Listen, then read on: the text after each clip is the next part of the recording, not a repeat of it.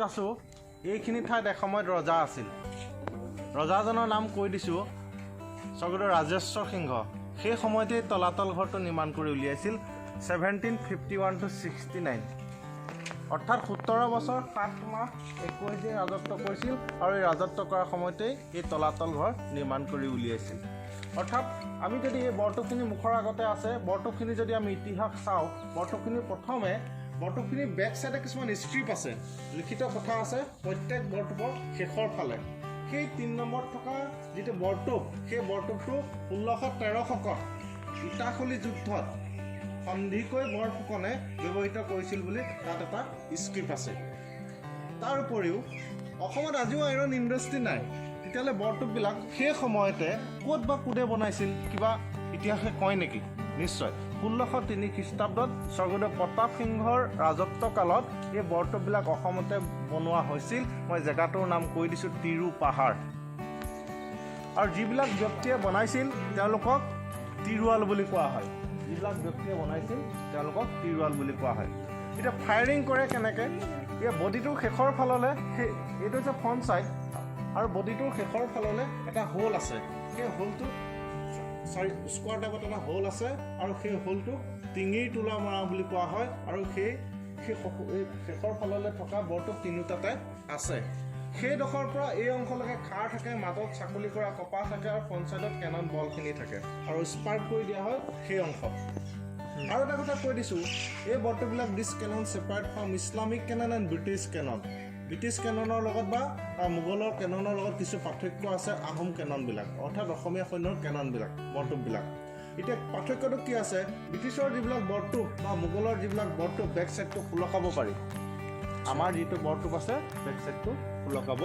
নোৱাৰি আৰু ফিক্স হৈ থাকে আৰু এটা কথা কৈ দিছোঁ এই বৰটোপটোৰ নাম জানিবলৈ হ'লে এই বৰটোপটোৰ ফ্ৰণ্ট ছাইডৰ ভিউটোৱে কি কয় কি ছিগনিফিকেণ্ট দি আছে সেই ছিগনিফিকেণ্টটোৱে ইয়াৰ নাম হৈ আছে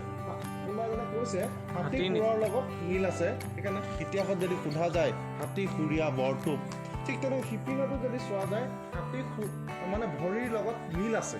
সেইকাৰণে হাতী খুজীয়া বৰটোপ ঠিক তেনেকৈ হাতী মূৰৰ লগত আৰু ডিঙিৰ অংশৰ লগত মিল থকাৰ কাৰণে মাজৰ বৰটোপটো হাতী মূৰীয়া বৰটোপ ইয়াৰ উপৰিও আমি তলাতল ঘৰটো যদি চাওঁ মাটিৰ ওপৰত আছে মহল আৰু মাটিৰ তলতো আছে মহল তলৰ অংশলৈ আমি যাব নোৱাৰোঁ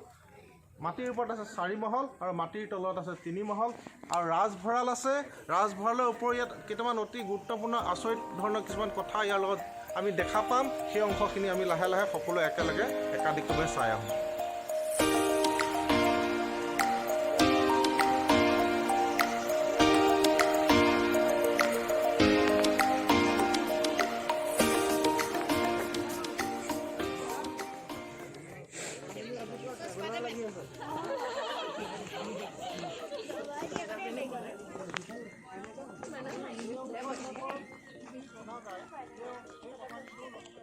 আৰু মোগল আৰ্কিটেক্সাৰৰ লগত মিল আছে এই যিটো আৰ্টছটো চন্দ্ৰকলা বুলি কোৱা হয় এইটো মোগল আৰ্কিটেক্সাৰৰ লগত মিল আছে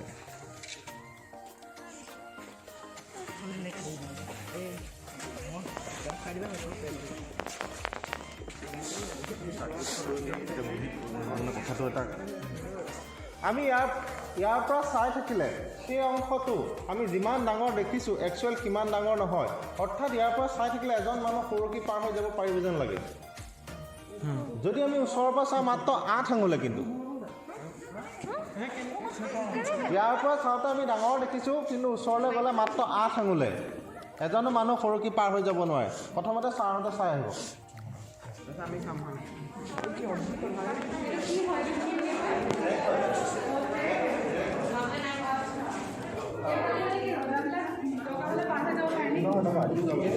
যাব না এটা ট্ৰেক দেখাইছে আপোনাৰ এইটো হৈছে 8 আঙুলে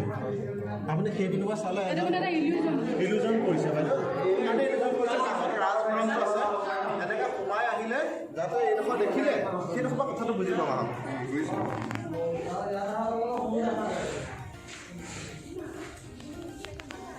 আমি ইয়াৰ পৰা চাওঁতে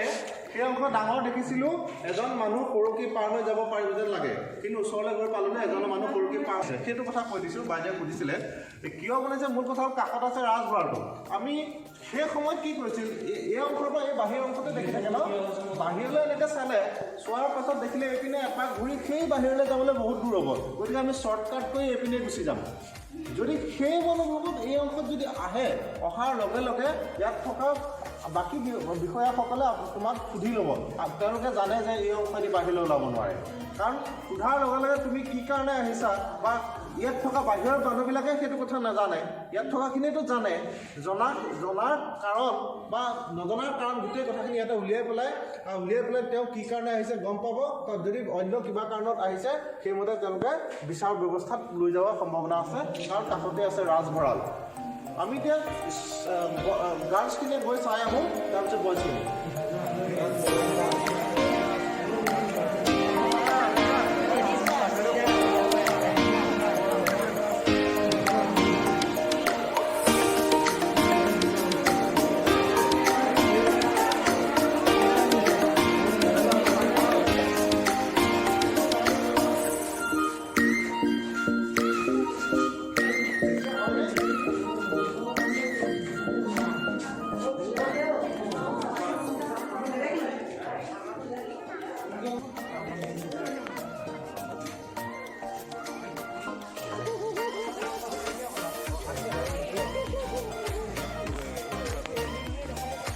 স্যাৰ আপোনাৰ নামটো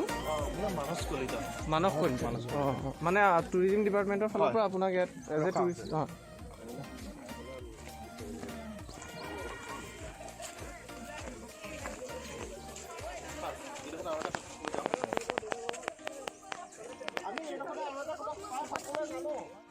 বৰা চাউল শিলিখাৰ কোলা পানী বেলৰ আঠা শামুক চূণ এইবিলাক দি বনোৱা হৈছে কিন্তু আজি দিলে হ'বনে নহ'ব তাৰ মূল কথাটো মই কৈ দিছোঁ কিয় নহয় মাটিমাহ হাঁহ কণী বৰা চাউল শিলিখাৰ কোলা পানী বেলৰ আঠা সেইটো কৰাল বুলি কয় কৰাল বুলি এইকাৰণে কোৱা হয় আজি যেনেকৈ চিমেণ্ট সেই সময়ত চিমেণ্টৰ নিচিনা সেই সামগ্ৰীখিনিক কৰাল বুলি কোৱা হয় এতিয়া কথাটো হ'ল কি মাটিমাহ হাঁহ কণী বৰা চাউল এতিয়া দিলে কিয় নহয় তাত আমি অনুপাত এটা মিলাব লাগিব প্ৰথম কথা 1:1 ৰেচিঅ'ত মিলাব লাগিব আৰু মাটিমাহ হাঁহ কণী বৰা চাউলৰ লগত চুৰকি আৰু শামুক পুৰি যিটো শামুকৰ বাকলিটো পুৰাৰ পাছত চূণ ওলায় সেই চূণখিনি এটা অনুপাতত দি যদি গৰম কৰোঁ বা বহুত দিন যদি থৈ দিওঁ সেইখিনি এতিয়াও হ'ব এতিয়া যে যিখিনি ৰিপেয়াৰিং হয় সেই একেখিনি মেথডতে কৰা হয় ছাৰ একে মেথডখিনিতে কৰা হয় এতিয়া কৰা হয় চিমেণ্ট ইউজ নহয় বাইদেউ আৰু এই যে দেখিছে এইবিলাক শামুকৰ বাকলি হয় এই বাকলিটোত কেলছিয়াম থাকে কাৰণে আঠাটো আৰু সেইবিলাক বস্তু দিয়ে ৰিপেয়াৰ কৰা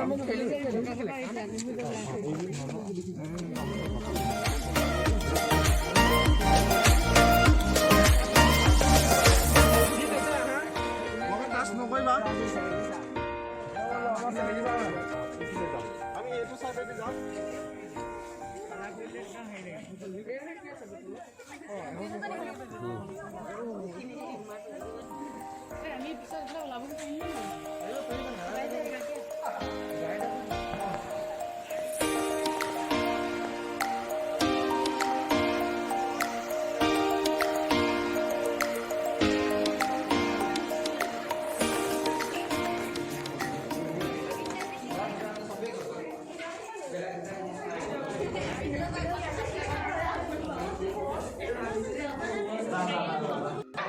আমি এটা আৰম্ভ কৰি দিছিলোঁ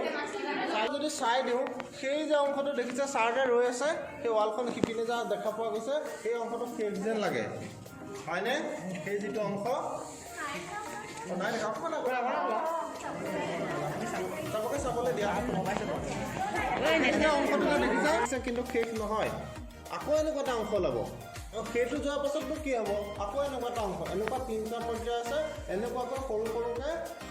এটা পৰ্যায়ত 7খনকৈ আছে টোটেল 21 আছে এনেকুৱাকৈ ছাৰ 7খনকৈ আছে এতিয়া কথাটো হ'ল এই অংশত কি কৰিছিল আমাৰ যে এবছৰত 3 মাহ দিন ৰজা ঘৰত গা খাটি দিব লাগে কথাষাৰ যে পোৱা যায় সেই সময়ত এই অংশটোত তেওঁলোকৰ বহু কাম জড়িত হৈ আছে সেইকাৰণে এই অংশ বনোৱা হৈছে দ্বিতীয় কথাটো হৈছে বহুতে কয় এইবিলাক যে সৰু সৰু আহোম মানুহখিনি চাপৰ আছিল নেকি তেতিয়াহ'লে সেই কথাটো যদি চোৱা যায় এতিয়া বহু আৰ্কলজিষ্টসকলে বহু কথা কৈছে যে সেইকাৰণে দুৱাৰবিলাক বনোৱা নহয় এই অংশটো ছেফটি পাৰপজতহে বনোৱা হৈছে বুলি কৈছে কাৰণ কোনোবা এজন মানুহ এনেকৈ ওলাই আহোঁতে বৰ ডাউন হৈছে হয়নে বৰ ডাউন প্ৰথম কথাটো হৈছে মোৰ নতশিৰ হোৱা আহোম স্বৰ্গদেউসকলে নতশিৰ হ'বৰ কাৰণে ৰাজকাৰ্যত আহিলে এই দুৱাৰবিলাক চাপৰকৈ বনোৱা হৈছে 1 নম্বৰ 2 নম্বৰ কথাটো হৈছে যদি আমি এনেকৈ এজন মানুহ ওলাই অহাৰ লগে লগে বাহিৰত ৰৈ থকা মানুহজনে ওলাই অহা মানুহজনক সহজতে আক্ৰমণ কৰিব পাৰে মানে আক্ৰমণ কৰিলে ওলাই অহা মানুহজনে পুনৰ আক্ৰমণ কৰিব নোৱাৰে অৰ্থাৎ প্ৰতিৰক্ষাৰ কাৰণত এই দুৱাৰবিলাক বাহিৰৰ পৰা যদি কোনোবা আক্ৰমণ হৈ যায় সেই সময়ত ইয়াত থকা মানুহবিলাকৰ বেছি এডভান্টেজ ল'বৰ কাৰণে দুৱাৰবিলাক সৰু হয় তাৰ উপৰি আমি এইপিনেদি যাম ইতিহাসত যে উল্লেখ আছে শিঙৰি ঘৰৰ শাল কাঠেৰে বনাইছিল বুলি কোৱা হয় শাল কাঠৰ অৱশেষখিনি আছে গোটেই ঘৰটো নাই তলত মাটিৰ তলত পোত খাই আছে সেই ঠাইটো এতিয়াও দেখা পাম সেই পিনেদি গৈ ৰাণীৰ শোৱনি কোঠাখিনি চাই ওপৰৰ অংশলৈ যামগৈ আমি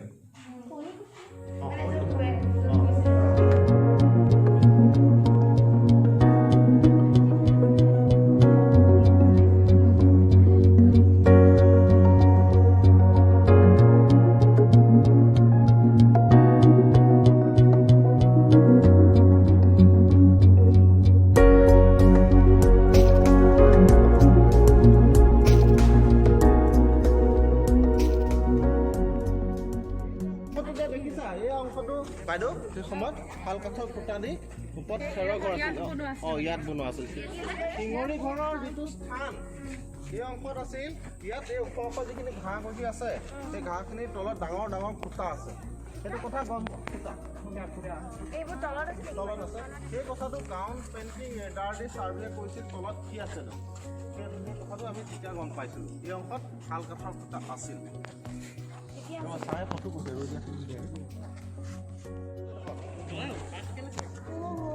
এই দুৱাৰখন বন্ধ হয় ব্ৰিটিছৰ এজন বিষয়া কেপ্টেইন মাৰ্টিনে কাৰেণ্টটোলৈ যাব নোৱাৰাকৈ তলৰ মহললৈ যাব নোৱাৰাকৈ দুৱাৰখন বন্ধ কৰি থোৱা আছে আন্ধাৰ হৈ আছে খুব আন্ধাৰ হৈ আছে আমি এই দুৱাৰখন সিটো ছাইডৰ পৰা আমি তললৈ যেতিয়া সোমোৱা অংশবিলাক ষ্টেপেৰে চাম তেতিয়া আমি দেখা পাম এই অংশটো অৰ্থাৎ ৰাণী কাৰেণ্ট বুলি যাক কোৱা হয় সেই অংশটো আমি সিটো ছাইডৰ পৰা আমি চাব পাৰিম বন্ধ কিয় কৰিছিলে 1826 খ্ৰীষ্টাব্দৰ 24 ফেব্ৰুৱাৰীৰ পাছত মানে কেইবছৰমানৰ পাছত এজন ব্ৰিটিছ বিষয়া আহিছিল কেপ্টেইন মাৰ্টিন তেওঁৰ লগত অহা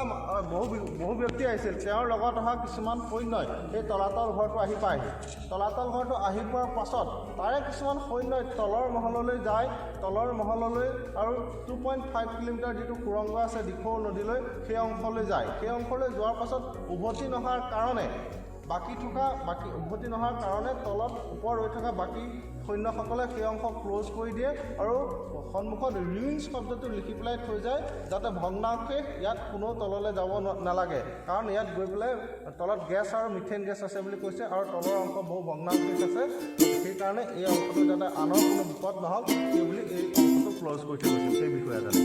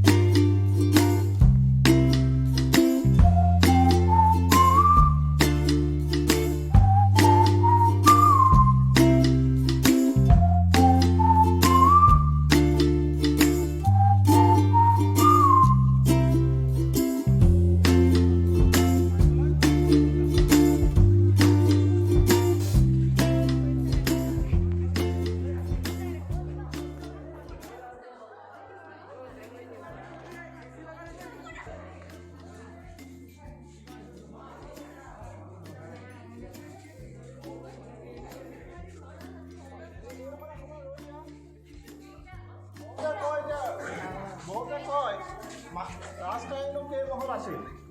মাটিৰ ওপৰত আছিল 4 মহল মাটিৰ তলত আছে 3 মহল এতিয়া মাটিৰ ওপৰত জানো 4 মহল দেখিছোঁ এমহল 2 মহল 3 মহল দেখিছোঁ আমি বাইদেউ এইটো 3 মহল চাওক এমহল 2 মহল 3 মহল সেই 3 মহলৰ ওপৰত আৰু এটা সৰু অংশ আছিল সেই অংশৰ সৈতে 4 মহল অৰ্থাৎ মাটিৰ ওপৰত আছে 4 মহল আৰু মাটিৰ তলত আছে 3 মহল এই তললৈ যোৱা অংশটো কেনি আছিল সেইটো এটা প্ৰশ্ন সেই তললৈ যোৱা অংশটো সেই দুৱাৰখন যে দেখিছা সেই দুৱাৰখনেদি তললৈ আছে এই চাপৰ দুৱাৰখনে এইখন যে চাবা মই কৈ লৈছোঁ এই সৰু সৰু খিৰিকীখিনি দেখিছা কৈ দিয়াচোন অলপ এইপিনে আহি দিয়া ৰ'বা দৰজাখিনি কোৱাৰ আগতে কথাটো বুজি ল'বা এই অংশটো অ' দাদা তোমালোক ইয়াৰ পৰা যোৱা পৰি যাবা তোমালোকে হেৰিয়ে পালে হেৰি কৰিব এই সৰু সৰু খিৰিকীখিনি দেখা আছে 1 2 3 4 5খন ক্ৰমান্বয়ে খিৰিকীখিনি ওপৰলৈ গৈছে দেখিছা খিৰিকীখিনিৰ ভিতৰত ষ্টেপ আছে তাৰমানে আমি ষ্টেপেৰে ওপৰলৈ উঠি যাম তাৰমানে ইয়াত যদি ষ্টেপ আছে ওপৰত কি আছে ওপৰত খিৰিকীখিনিয়ে কি কয় ওপৰখিনিও ষ্টেপ আছে ষ্টেপখিনি ওপৰলৈ খিৰিকীখিনি একাধিক্ৰমে গৈ আছে ঠিক তেনেকৈ সেই দুটা যে দেখিছা সেই দুখন খিৰিকী যে আছে 1 2 ঘৰটো সেই দুখন খিৰিকীয়ে তললৈ গৈ থকা দেখা আছে ষ্টেপ আছে তাত সেইডোখৰত ক্ল'জ আছে ইয়াৰ পৰা চাই কথাটো বুজিব পাৰি তলত যে 3টা মহল আৰু আছিল আৰু সেই যে দেখিছা কাৰেণ্টটো সেই সিটোখলকে আছিল সেই যিটো ভগ্নাংশ আছে সেইডোখৰলৈকে আছিল অৰ্থাৎ এই ৰাজধানীখন আছিল 1751 to 69 ইয়াৰ পাছত যোৰহাটলৈ চিফ্ট কৰি লৈ গৈছিল কমলেশ্বৰ সিংহৰ ৰাজত্বকালত সেইকাৰণে তলৰ বহু বস্তু বা তলৰ বহু মহল ধ্বংসাৱশেষ হৈছিল আৰু মোৱামৰীয়া যুদ্ধতো বহু বস্তু ইয়াৰ নষ্ট হৈছিল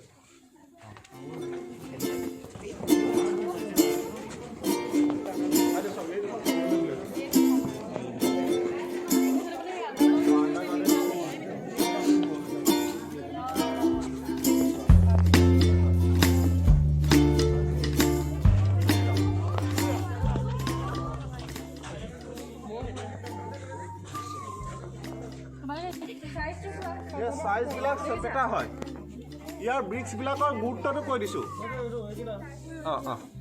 এই ব্ৰিক্সটো যে দেখিছে চাৰি যে দাঙি ধৰিছে এই ব্ৰিক্সটো সাধাৰণ ব্ৰিক্স নহয় এইটো ৱাটাৰ প্ৰটেক্টেড ব্ৰিক্স হয়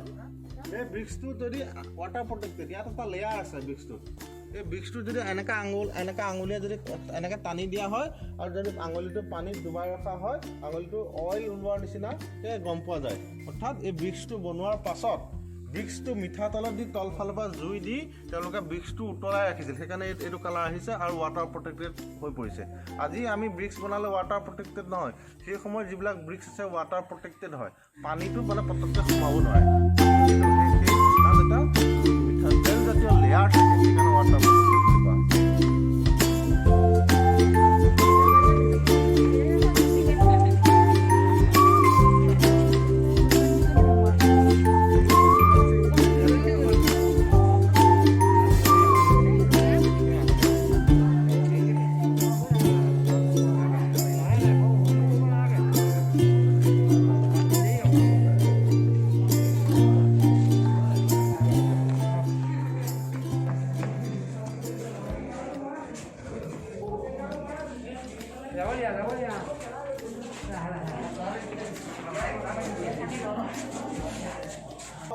দুৱাৰখনলৈ সংযোগ হৈ আছে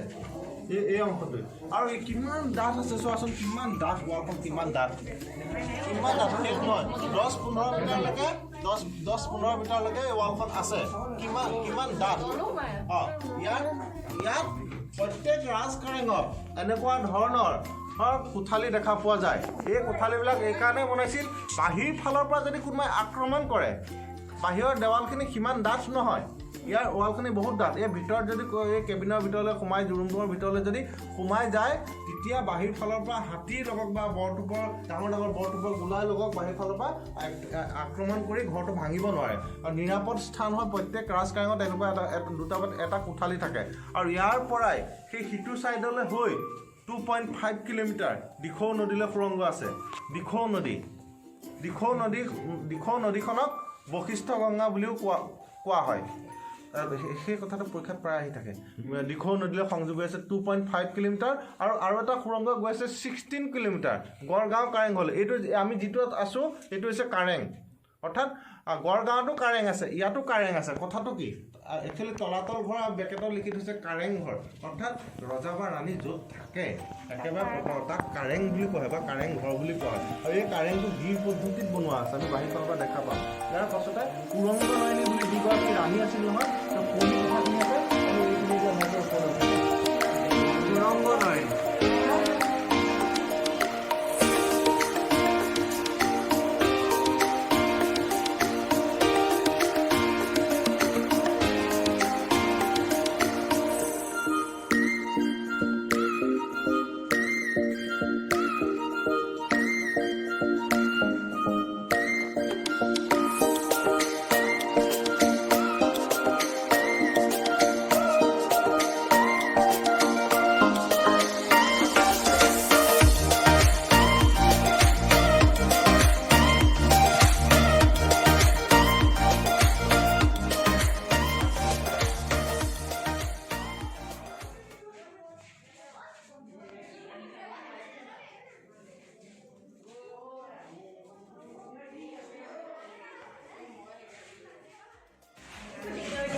এইটো ফুটা আছে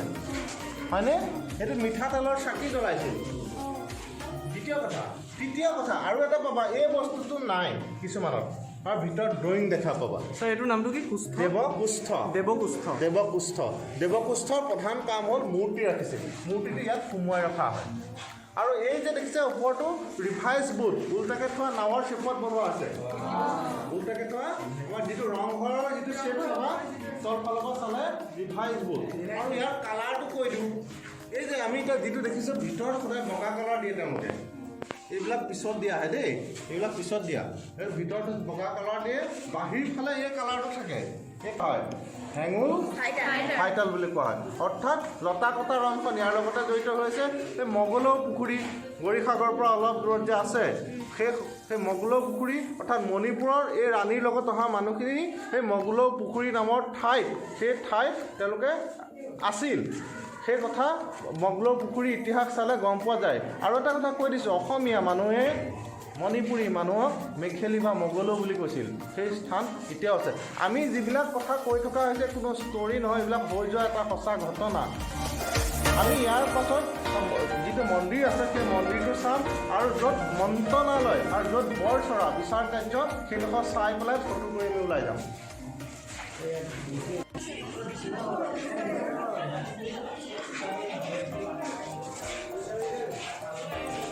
আৰু যাব নোৱাৰো, বন্ধ।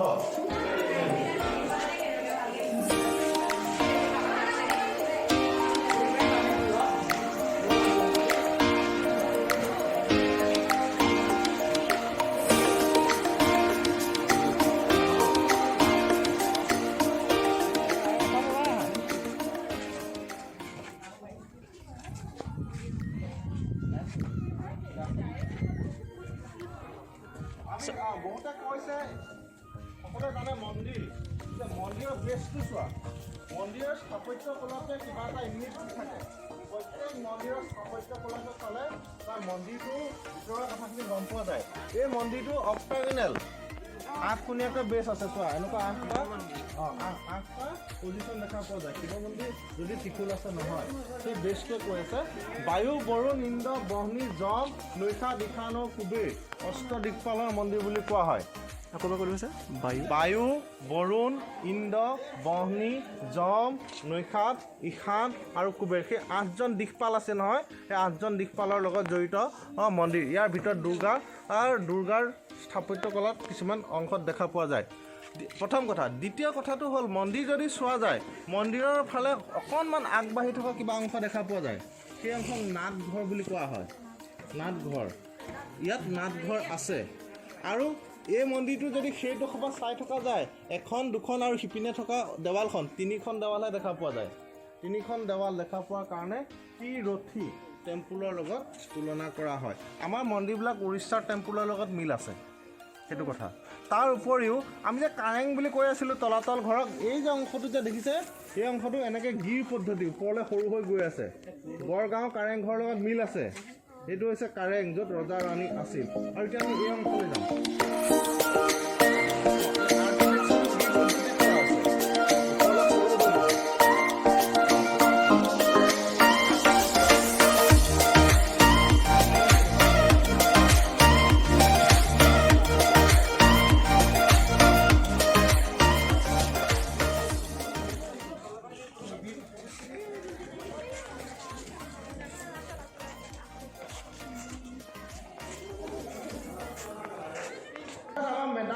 নামসকলক পূৰ্বপুৰুষসকলক শ্ৰদ্ধা কৰা এইডোখৰ ঠাই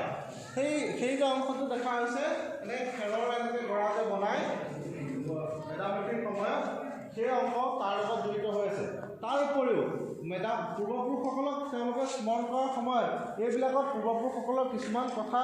থকাৰ ইংগিত পোৱা যায়, যেনেকৈ চুকাফা, এনেকৈ চুতেওফা, এনেকৈ চুবিনফা, এনে চুংখাংফা, চুংখিয়াংফা, চতুফা, তাওখামতি, এনেকৈ চুজাংফা, এনেকৈ চুফকফা, চুহনফা, চুকিমফা, চুংমুং, চুকলেংমুং, ৰজাবিলাকৰ যিবিলাক নাম সেইবিলাক থকাৰ কথা গম পোৱা যায়। আৰু এটা কথা কৈ দিছোঁ, প্ৰথম আখৰটো চ, শেষটো ফা, যদিও ৰাজেশ্বৰ সিংহ কৈ থকা হৈছে, ৰাজেশ্বৰ সিংহ, চুৰমফা দুটা নাম থাকে নহয়, হিন্দু নাম আৰু যিটো টাই নামটো থাকে।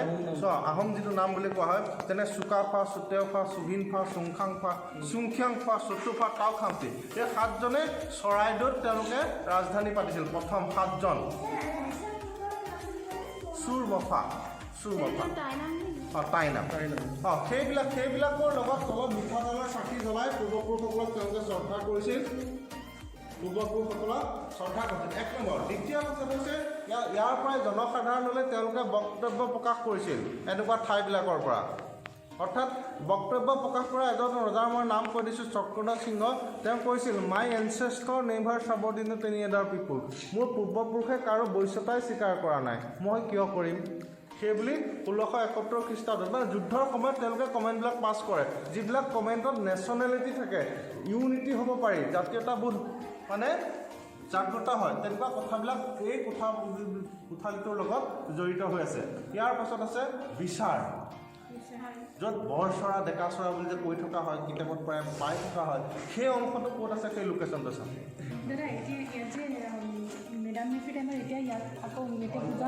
পূজা হয়, এই স্থানত নিদিয়ে। এই স্থানত আৰ্কলজিকেল ছাইট হৈ গ'ল নহয়, আৰ্কলজিকেল ছাইটৰ এটা নিয়ম থাকে, যদি আগৰ পৰা পূজা হৈ থাকে, তেওঁলোকে এই মনুমেণ্টটো যেতিয়া আৰ্কলজিয়ে ল'ব, সেই সময়ত যদি আগৰ পৰা যদি পূজা চলি থকাটো পায়, তেতিয়া সেইটো এলাও হ'ব। নহ'লে যদি কণ্টিনিউ যদি নহয়, তেওঁলোকে আৰ্কলজিকেল ৰুলত নপৰে। সেইকাৰণে কিন্তু ইয়াত পূজা আগৰ পৰা হয়, মানে কি আপোনাৰ হিতেশ্বৰ শইকীয়াৰ দিনৰ পৰা যি পূজা পাতিছিল মেডাম মেফি, তাৰ বহু সময় হয়তো আগৰো হ'ব পাৰে অলপ। সেই ঠাইডোখৰ আছে, সেই সিপিনে আছে আপোনাৰ খটখটি পুখুৰীৰ কাষতে এডোখৰ আছে, এতিয়াও হয়, 31 তাৰিখে হ'ব, পূজা চলি আছে। ইয়াত অকণ পূজাৰ লগতে মানে সেইখিনি মন্ত্ৰণালয়ৰ কথাখিনি ইয়াত বিশেষকৈ বেছি হৈছিল, মানে মেইন মিটিংখন কেবিনেট মিটিং যেনেকুৱা হয়, মানে চিক্ৰেট যিখিনি কথা সেইকাৰণে মন্ত্ৰণালয় হয় বুলি কয়। মানে যুদ্ধৰ সময়ত ইমাৰ্জেঞ্চি সময়ত বিষয়াসকলে তেওঁলোকে আলোচনা কৰি জনসাধাৰণক একগোট কৰিবৰ কাৰণে, নহ'লে চেডেলি বেডেলি ভয়ত হৈ যাব নহয়, গোটেই মোৰ ৰজাই কৈছে মোৰ পূৰ্বপুৰুষে ইয়াত বৈশ্যতা স্বীকাৰ কৰা নাই, মই কিয় কৰিম, হয়তো আমাৰ পূৰ্বপুৰুষ ভৰাই নাই, আমি কেলৈ হাৰিম, নাহাৰোৱে তাৰমানে। সেই যিবিলাক কথা ইয়াৰ পৰা আগতীয়াকৈ ৰজাই মানে হেৰি কৰি দিয়ে, কমেণ্ট কৰি দিয়ে, সেই কমেণ্টটোক লৈ জনসাধাৰণে জাতিটো আগবাঢ়ি যোৱাত মানে সেইখিনিৰ পৰাহে হেৰি হয়, আগবাঢ়িব পাৰে।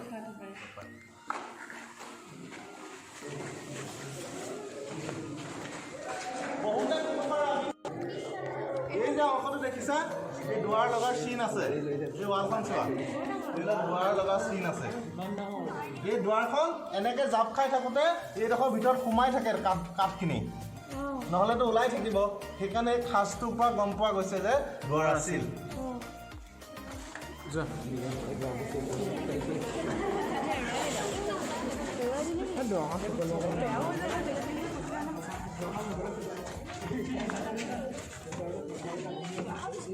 এইপিনে আছে, সেইপিনে আছে।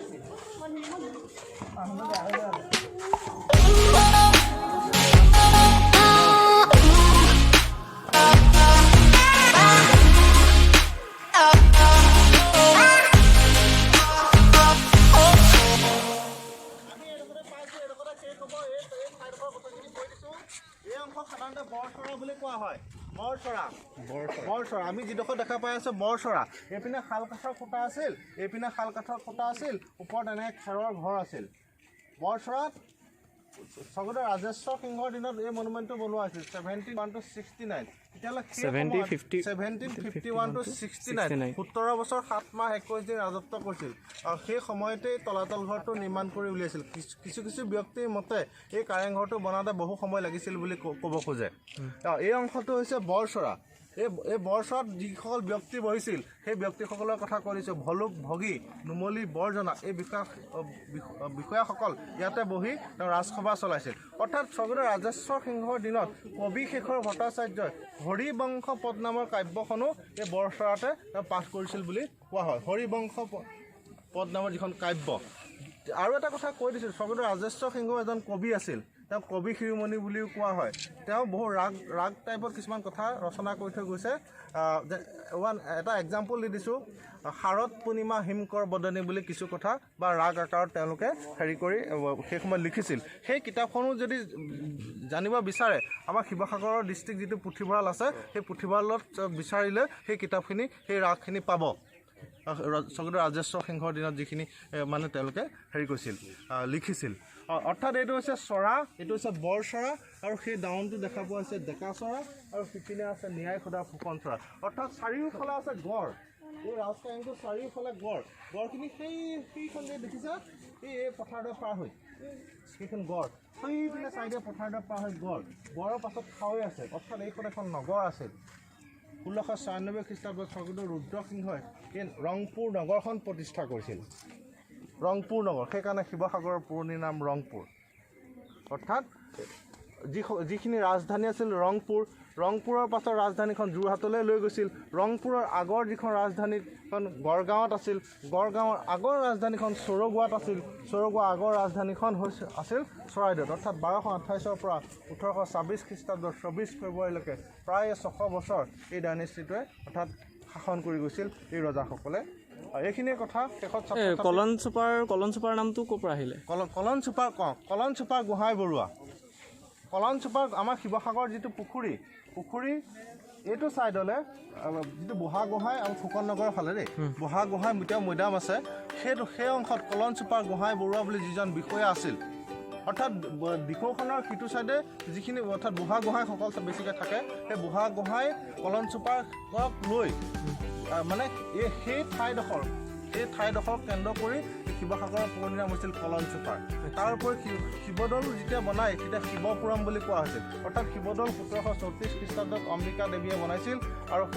ৰংঘৰৰ কথাটো কৈ দিছোঁ ৰংঘৰ